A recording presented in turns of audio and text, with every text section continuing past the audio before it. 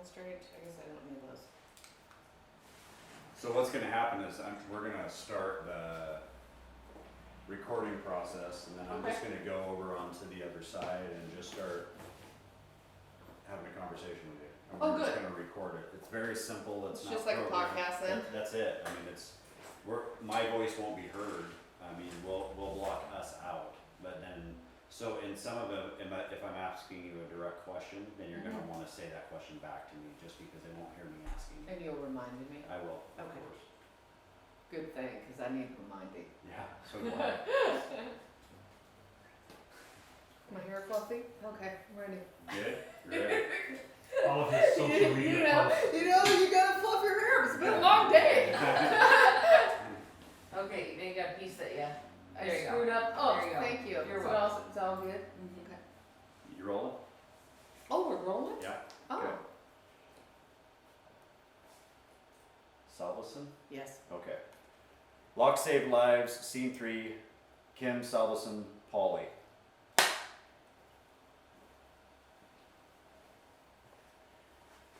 Okay, Kim. Okay. So this is conversation. We want this to be conversational. Okay. And just feel free to roam between Nate and I. Beanie and Cecil. You don't want to be focused on him too long because you'll get nauseous. But, sorry, man. No, you're Hey, not. true, No, true, you're not. right? No, True, you're true. not. He's But- not much to look at, but he's a good worker.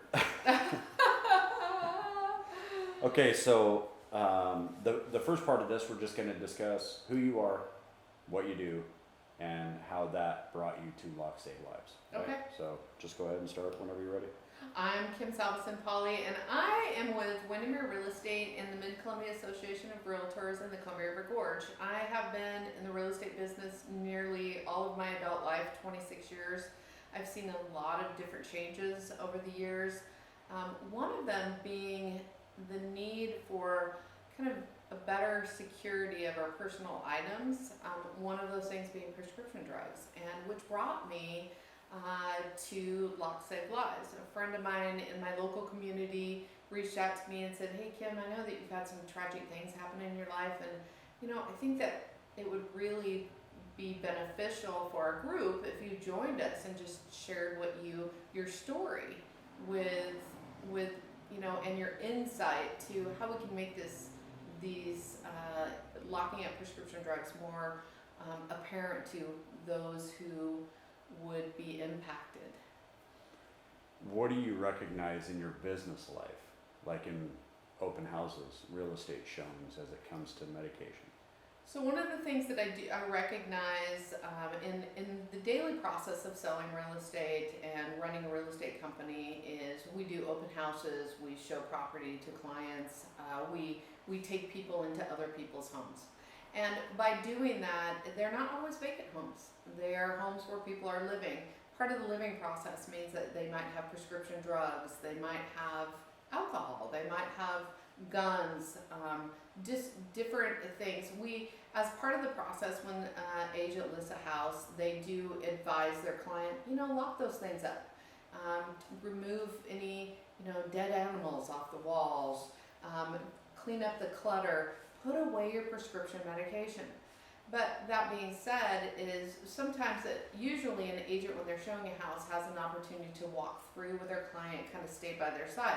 An open house is a different thing now. We might have 12 people in a house, and you can somewhat have control over them, but maybe they need to use the bathroom, or maybe they go into a room without your accompaniment. And by doing so, they have access then to people's personal belongings, and prescription drugs being one of them. So one thing I have identified, certainly in my practices and throughout my company, is that we need to identify those things and get them locked up or get them removed. In the past years, we've always said, if your house is for sale and we're doing an open house, take your prescription drugs, put them in your purse, put them in your car, lock them up, get them off the premises. Same as you would your guns or any other things that could be easily compromised by a visitor. When we did the phone interview, you had mentioned some thoughts toward working with builders to incentivize their help. in getting these lock boxes or locking cabinets installed? What's that look like? So one thing that I've done is initiated conversations with our local builders in the Gorge. It's kind of a conversation that I've just recently started, and certainly I'm really happy with the feedback that I'm getting from that. I've had agents who are working with builders reach out to me and say, hey Kim, my builder client is really interested in the Lock Save Lives program, because I think that it gives them a marketing advantage over other builders.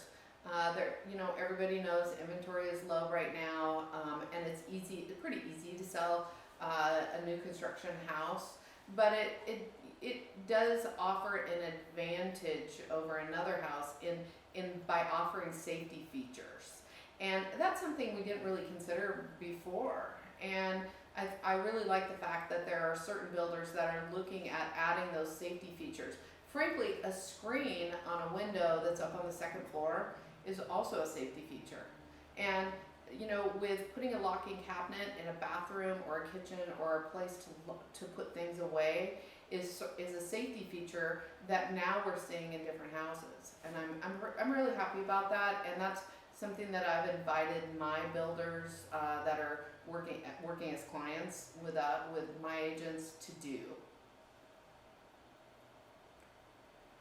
Briefly discuss the personal tragedies related to prescription medication. In my life, most recently the last decade, I've had some personal tragedies regarding prescription drugs. I believe from a personal standpoint that they are over prescribed, and usually antidepressants and things like that. What happens with people is that they are prescribed medicines that they don't use. And then it sits around in somebody's house because you think you're going to use them, but you wouldn't even know if there were 5 pills missing out of that. So what that looks like is that you filled a prescription, let's say for an antidepressant, and you put it in your cabinet because you just decided you don't like that one, and you're prescribed a different one, and then somebody comes to an open house, sees that there's a pill bottle snooping around, and empties that bottle of pills into their pocket and walks out the door. You would never even really know that bottle was empty. And it could be, I'm just in remission for lymphoma as well, and I have some leftover prescriptions that I'm not really using. And I think that part of these personal tragedies, one thing that I've really identified is the need to get rid of your pills that you're not going to use, or if you're going to keep them, get them locked up so your family doesn't have access to them. In my life, I've seen that my son passed away from a prescription drug interaction, and my husband passed away from being prescribed something, an antidepressant that he didn't really interact with his body well. And I feel like by adding a lock to it, it gives you a moment to think, is this what I should really be taking? And you trust your medical professionals to prescribe the right medication, but sometimes it doesn't work out. And so what are you gonna do with those pills when it doesn't work out? One of the things we talked about in that interview also was you went back to prescriptions that people have had, like you just mentioned, and that maybe are old and that you've forgotten about. And so having them locked up, you said directly, let me find it. It isn't just what is currently prescribed, but also what has been prescribed in the past that can be harmful. And you related that to personal responsibility in your home when anyone else has access to your home. So like you were talking about grandkids, you talked about the work people that were at your home.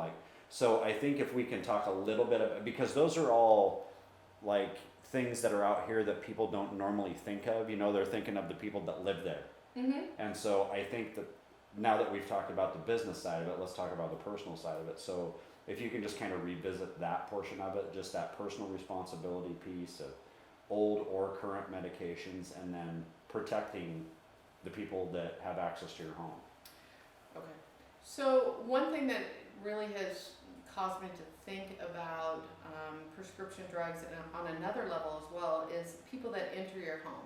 I invite people to my home, whether it be somebody to work on the furnace, my grandkids are visiting, those type of things. And when they enter your home, just like you have liability insurance, I believe that people are personally responsible for, you know, keeping their guests safe or their workers safe on their property. And one way to do that is to lock up your prescription medication.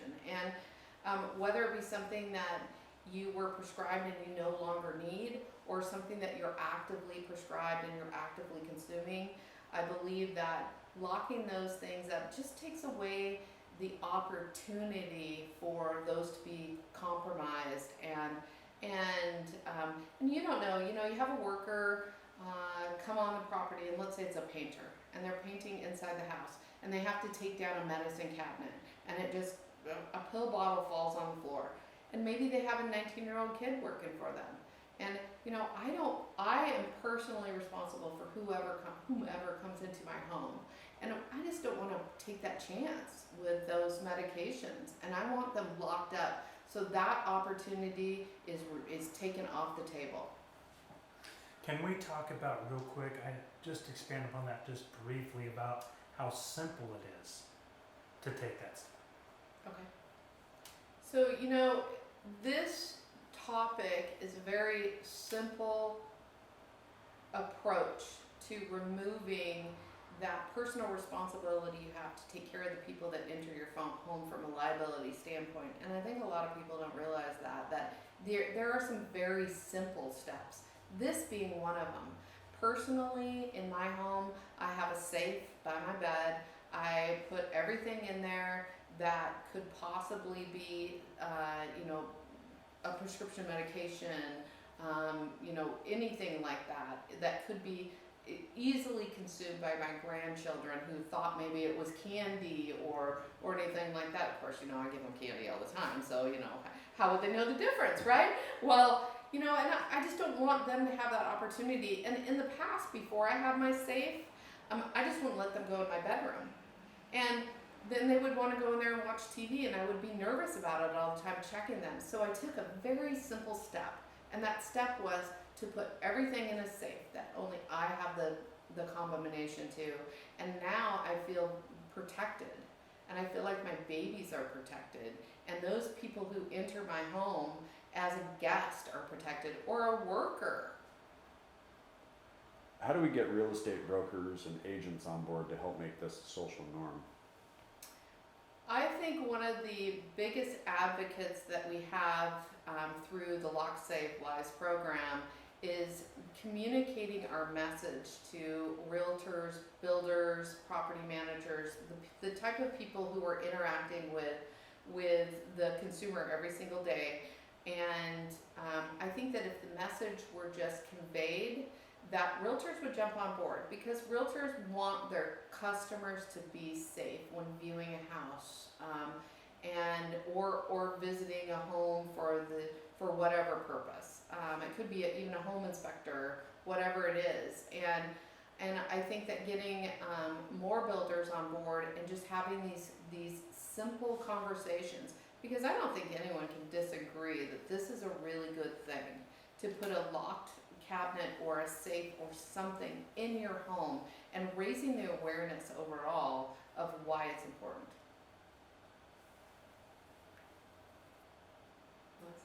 Lady's a pro. I don't think I have What? any other question. I said this lady's a pro. I don't think I have any other questions.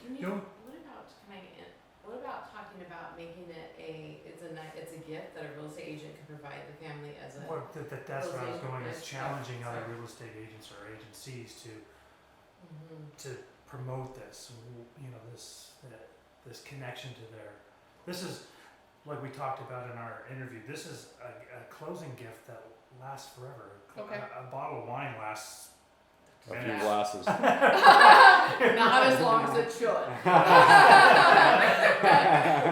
Right. Okay. Forever, it saved lives. Right. That's Right that's over the, there. yeah. You know, one idea I had is, you know, realtors love to give closing gifts. It usually is, you know, I like to walk up and down the street in my little towns, you know, like like Hood River and pick out a few little gifts and you know, a welcome home gift for our clients. We call them closing gifts. One idea for that is yes, to challenge realtors and builders who are selling their homes to say, you know, if they can't put in a locking cabinet, they can certainly give a locked box. They can certainly give a locked box that will help a client understand why it's important to lock that box up. So what a great gift that would be at closing, to say, you know what, I care enough about your family's safety overall to give you this closing gift as opposed to a bottle of wine. Or maybe it's in addition to a bottle of wine. Why should everyone have one of these lock boxes? I believe that everyone should have a lockbox because we all, through, no matter what stage we are in our lives, at some point we are prescribed something, or, you know, it's marijuana is legal, alcohol. How many times alcohol has been converted to a child and they ended up, you know, someone, you know, drank too much and got into a car and drove, you know, those type of things. Everything that could be, you know, I think that the topic overall causes one to say, really, how can I do a better job protecting those I love? And that's why it's important that in this day and age, while we need ways to be able to protect our families and lock up what could certainly prevent a tragedy. Social norms. I went around on that one a little bit. Well, but let's get that line though. Yeah. I mean, I want to get that line from protecting their families from experiencing a tragedy, right? Something so simple. Why should every home have a lockbox? Every home should have a lockbox because it's something so simple that can prevent your family from experiencing a tragedy. Okay. So, you know, to put this on a comparison purposes, years ago, we all started wearing safety belts. Then it was the law. They got put in all cars. And it's to protect us, you know, when we get in a vehicle. A locked box is exactly the same thing. If you put that in your bathroom, you are making a choice to protect your family from a personal tragedy that could occur very easily. Somebody could walk into, your child can walk into your bathroom, say, wow, what is this? Hey mom, I'm looking for some Advil. And I end up wondering what this is because mom stuck accidentally, I mean, you're going on a trip and you put your, some sort of medication in another bottle and you jump on an airplane and you come home and you forgot to take that medication out. But had that Advil bottle been locked up, and I'm talking this, not even prescription medications, and over-the-counter medications need to be locked up as well. And, you know, cold medicine, somebody who's under 50 pounds gets enough cold medicine, they're going to be, you're going to end up in the hospital. So being able to have something easy like a safety belt for locking up things that could cause enough damage to a human being to get them to the hospital, I think is just super important. I didn't say it as eloquently as I did before. No, but I think we've got it. Okay. We've got it. We'll be able to put it together. Okay. Social norm. Social norms. So, as a realtor, you go into homes and you see locking liquor cabinets. They're pretty standard. And there's a lot of places that don't have them still. Mm-hmm. But it's something that's socially accepted. You just expect that, you would think that someone who has a bar is going to lock it up, who have children around or have people in their house. We talked about marijuana a little bit before, but I want to touch a little bit on that on a more granular basis, just at marijuana and prescription drugs. The social norms have changed. I'm trying to ferret this out a little as I'm speaking, but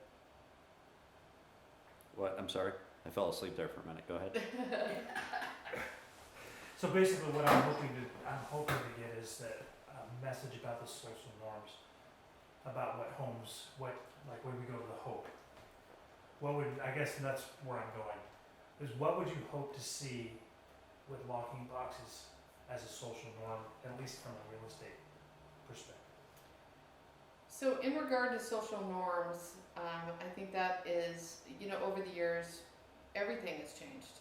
It used to be that we would call a real estate office, run over, pick up a key, and then go show a house.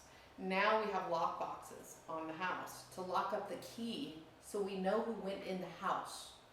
And that is a social norm that has changed over time. And I believe that lock boxes to lock up prescription medication, marijuana, alcohol, guns, whatever, though that's become a social norm because the same importance is there. You want to know who went into that lockbox. You want to know who has access to that. The other thing that we have overall now is the cameras. All houses that we show nowadays have cameras in them on one level or other, whether it's some sort of Simply Safe or a Ring camera or whatever.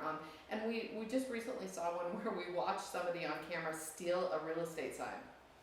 Now, why would somebody do that? I don't know, but we called the local sheriff's office. They came over and looked at the video. But the act had already occurred. Whereas if you went to an open house and your intention was to take pills, then if you knew there was a camera in the house, you probably go, well, I'm not going in that house to steal pills. I don't want to be on camera where they can see me doing that. The same would be said for a lockbox. Let's say there's a sticker on the house that says protected by, locks save lives, our prescriptions are locked up. What would be the purpose of going in that house? So that's kind of a new social norm as advancement of our understanding of the topic specifically, because once you realize that the pills are locked up, then what's the purpose of breaking into the house? Now, another thing that I had since our last interview is the social norm of, you talked about responsibility and personal responsibility, but is it something that would be, this is a little kind of just off the cuff kind of thing, but as a part of a listing agent providing that as, hey, this is a preemptive to make sure that this liability is not falling on the agency or the agent. Say, here's this lockbox for the home, put them in here, and that this takes out that one step. So we don't have to tell them to go get it, it's already there. I think the problem with focusing on that though is we really want to put the onus on the families. Like we really want them taking responsibility for how they keep their home and the safety of their home. Yeah. Yeah.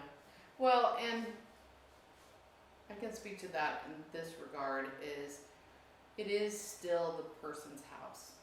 And so we can give a gift and say, or we can give a recommendation, advisement that, like, for example, a smoke detector, it's the law.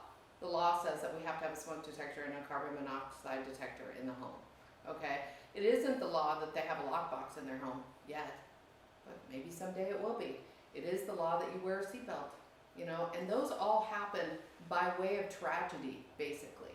And so you have the opportunity right now voluntarily to protect your family by simply locking up your medications. Boom. That's it. Good.